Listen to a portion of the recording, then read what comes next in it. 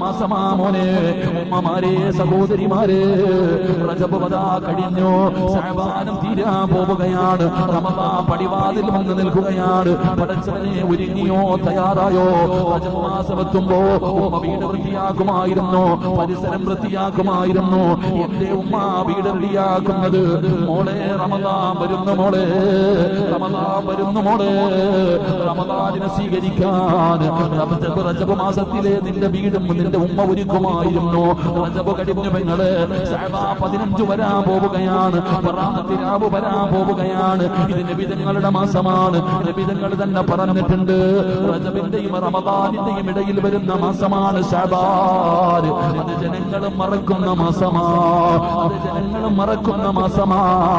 മറക്കല്ലേ, ഇത് മുത്തുനബിയുടെ മാസമാ.